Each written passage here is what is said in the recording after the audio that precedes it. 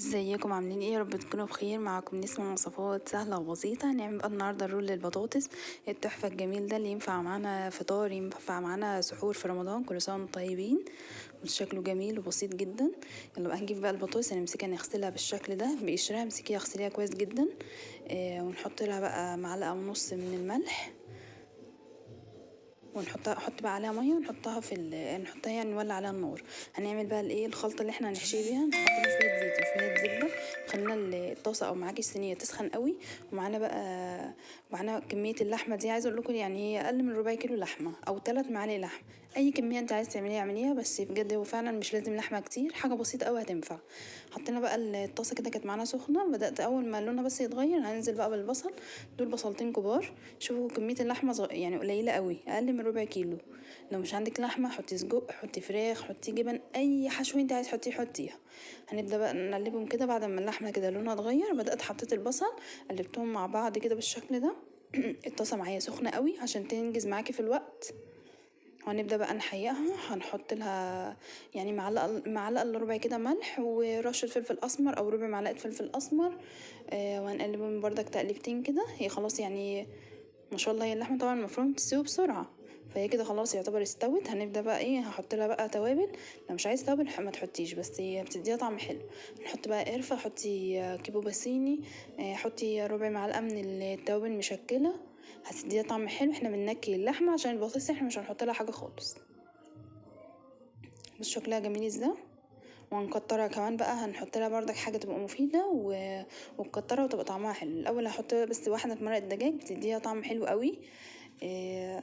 وتخليها طعمها كده مسكر، يعني عارفه لما تاكل اللحمه تلاقيها ليها طعم حلو. هنحط بقى، مسكت بقى كده 3 جزرات كبار او جزرتين، الكميه اللي انت عايزاها دي براحتك. وهبدا بردك هقلبهم اشوحهم معاها. انا مسكت الجزر بشرته بالشكل اللي انتوا شايفينه ده وحطيته بردك معاها كده. عندك بقى فلفل الوان قطعيه وحطيه. انا حطيت قرن فلفل كده حراق. عايزه فلفل رومي حطي، فلفل الوان حطي. عندك بقى حبايه طماطم كده امسكيها مكعبات كده صغيره، ما عندكيش حطي معلقه صلصه. يعني انا بحاول اديكي اي بديل لو حاجه مش عندك يعني. الحشو ده بص بتاعك، زي ما قلت لك اي حاجه في الحشو ده انت عايزه حطيها.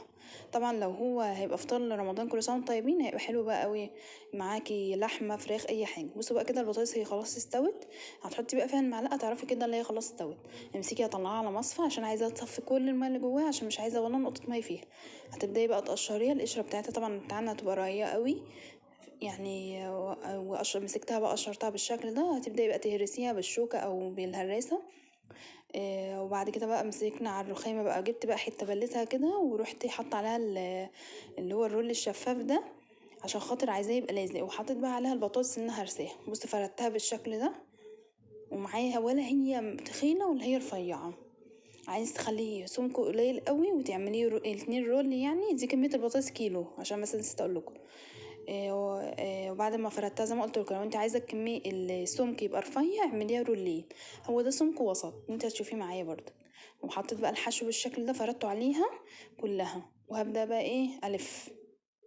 هتلف الرول زي السويسرول بالظبط، السويسرول اللي هو الحلو يعني. تبداي بقى تلفيه كده. ابدأي برومي، بس طبعا الاسترتش ما يبقاش معايا يعني. انت ابدأي زقي بالاسترتش، زقي بالاسترتش واعملي وريحي يعني. بصي، بس تزقيه بالذات. ابدأي يعني دحرجيه، بمعنى اصح دحرجيه كده. ايوه بالشكل ده. وبعد بقى ما هنعمله كده هروح ملفاه تاني بالاسترتش اللي انا اصلا يعني فتحته من البدايه. هتروحي بقى لفاه كويس جدا. بصوا معايا متماسك ازاي، هو ما شاء الله متماسك. انا ما حطيتش البطاطس اي حاجه، لان هي طبعا هتاخد طعم الحشو اللي جوه. ما حطلاش الا ملح بس هو في السليق. فهي بجد كانت جميله جدا، طعمها حلو قوي، مش محتاجه اي حاجه غير اللي هي بس عيش وشويه مخلل، وكلي بالف هنا والشفا. بص بقى مسكتها حطيتها في الصينيه كده. هروح حاطها بقى ايه في الفريزر لمده نص ساعه. جبت بقى صينيه حطيت عليها ورق فويل او ورق زبده لو انت عندك. واروح بقى حطها زي ما اقول لك كده في الصينيه، واحط بقى عليها جبن. مش عندك جبن ما تحطيش. عارفه اقول لكم كمان على فكره حلوه لو انت مش عندك جبن، معلقه زبده كده. وفي توابل بتتباع اللي هو عند العطار بطعم الجبنه.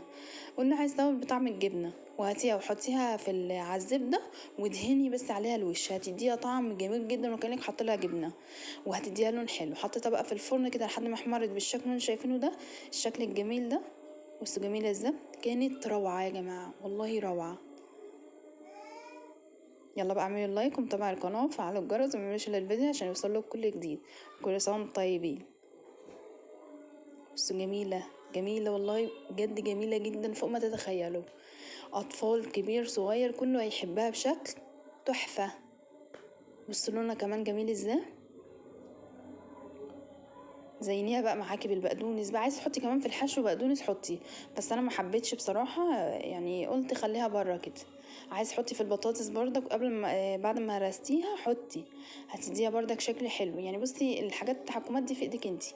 عايز تعمليها كمان لسحور احشيها جبن، هتبقى معاكي جميله قوي. جبن وفلفل وطماطم واحشي بيها، مش هتقولك لا، ده مع ذلك هتبقى حلوه قوي. يلا تحفه جدا، كل سنه وانتم طيبين.